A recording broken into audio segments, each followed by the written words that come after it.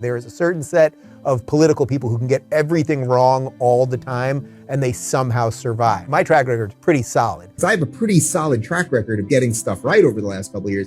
I think I've basically gotten stuff right over the last couple of years. These people get everything wrong and then they get invited back. There's a track record of the last couple of years of saying what I thought, and usually it was pretty ahead of the curve. Like, there's obviously something very special about this election. I wish it was just a regular nonsensical election, but this one is actually special because freedom is truly on the docket. Republicans will crush it, absolutely crush it in the midterms. There's going to be this massive red wave, and that's partly why Biden is using the scary imagery. So the Democrats know they're in for an ass-a-whooping. That's what they're in for. They know they're about to get crushed. They are going to be the ones questioning election integrity. I really think Zeldin is going to win in New York. That's the one that I think is the big one, okay?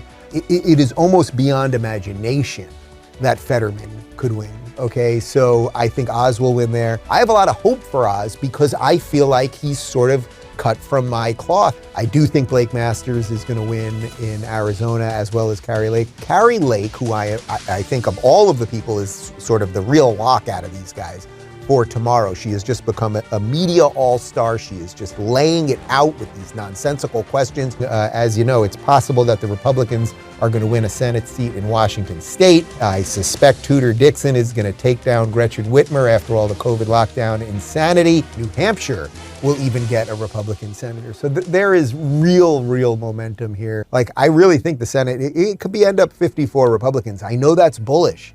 I'm very bullish on something like 54 in terms of the Senate for Republicans. I really am. Nevada, what's the guy's last name? Laxalt. Let's say he wins it.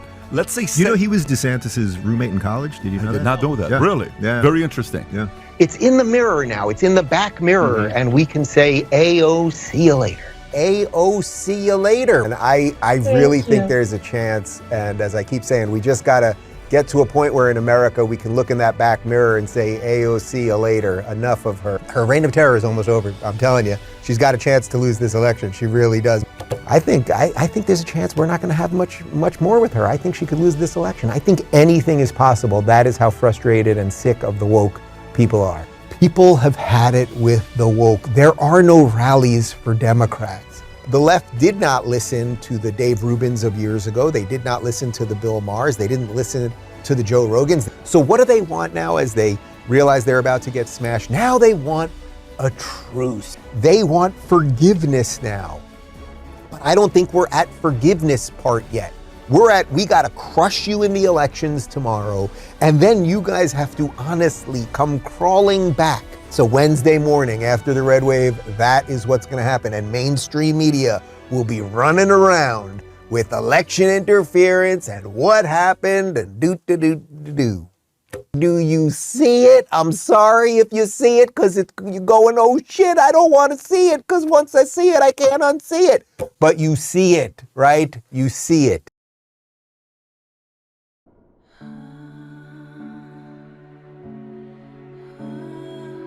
Her reign of terror is almost over. I'm telling you, she's got a chance to lose this election. She really does. I think there's a chance we're not going to have much more with her. I think she could lose this election. I think anything is possible. That is how frustrated and sick of the woke people are.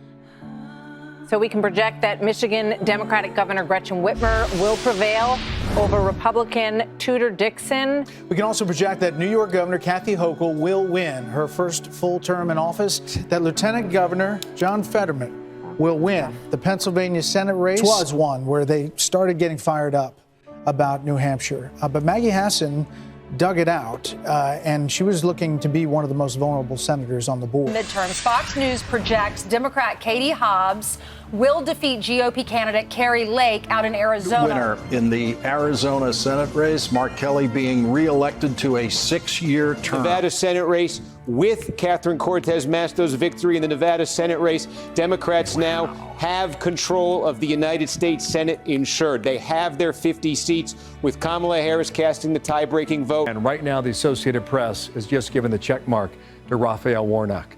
He's going back to the U.S. Senate as the winner of this runoff against Herschel Walker.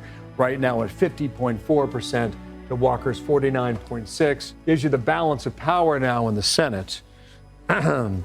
Democrats at 51, Republicans at 49. Like, I really think the Senate, it could end up 54 Republicans. I know that's bullish. I'm very bullish on something like 54 in terms of the Senate for Republicans. I really am. Introspection, look in the mirror right now, because this is an absolute disaster for the Republican Party, and we need to turn back.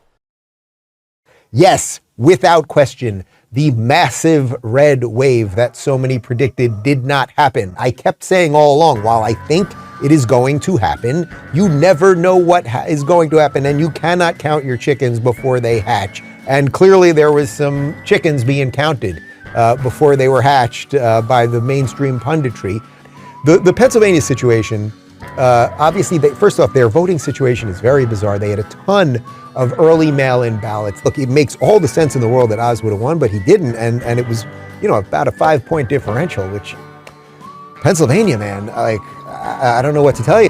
Look, it's hard to know what the hell happened in Arizona. It almost felt like it was like destined to go this crazy way. It's like these people they either want fraud in the system or they want the appearance of fraud so that you just feel like you have no power. It's the worst feeling in the world when you vote and you don't feel like it counted, or you feel like they just drop box it at the end. It's like, we need to secure elections. They are now, because they know they're about to get crushed, they are going to be the ones questioning election integrity. Suddenly, you know what's going to happen on Wednesday? You're going to be allowed to talk about election interference again. You're going to be allowed and encouraged, actually, to promote that there was fraud in the election and everything else. Maybe we just have to accept that 40%, I mean, I'm sort of pulling that number out of thin air, but that X amount of people are always going to vote Democrat no matter what.